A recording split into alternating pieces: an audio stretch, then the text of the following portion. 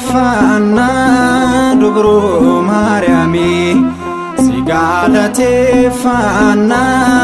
dubru Maryami Abdi waan nuftatif akka kufne nafnif Abdi waan nuftatif akka kufne nafnif Sigalateffanna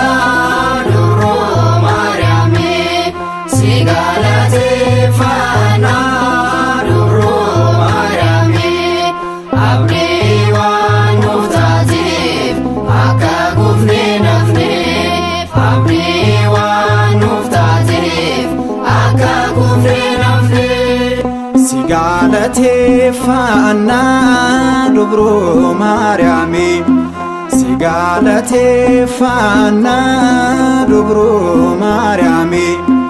Abdi waan nuftatif akka kufne nafnif Abdi waan nuftatif akka kufne nafnif Sigalateffanna dubru Maryami Sigalateffanna dubru Maryami Abdi waan nuftatif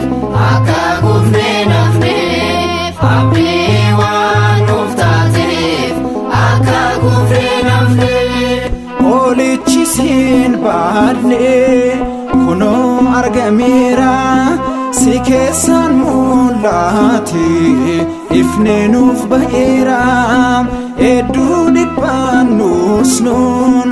abdiin qabnu seene daandii badiisaasaan maqaa keetiif ceene Abdi waan nuftatif akka kufne nafnif Abdi waan nuftatif akka kufne nafnif Lalistuulee Haaruun ishee gaara Siinaa Axillaatii Musee siin hundaa darbinaa guyyaa jimaataanuuf badhaasa taateetta arras mirga ilmaa kee teessee nu araarsita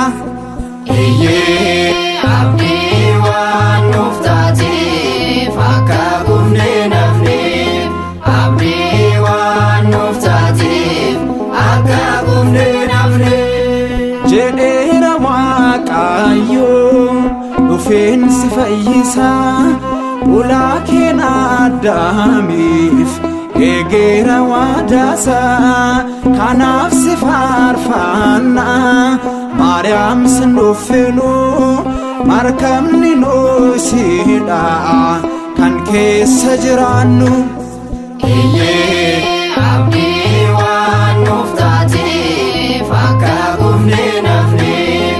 Abdi waan nuftatif akka kufne nafnif dhaloota keessaanus erga taane tokko Maariyaam si jibbine yoomuun deemnu cokko kakuun hin buututne arras nuuf si qofa si uumaan haaroofna hin uffannu moofa Abdi waan nuftatif akka kufne nafnif Abdi waan nuftatif akka kufne nafnif Sigalateffanna dubru Maryami Sigalateffanna dubru Maryami Abdi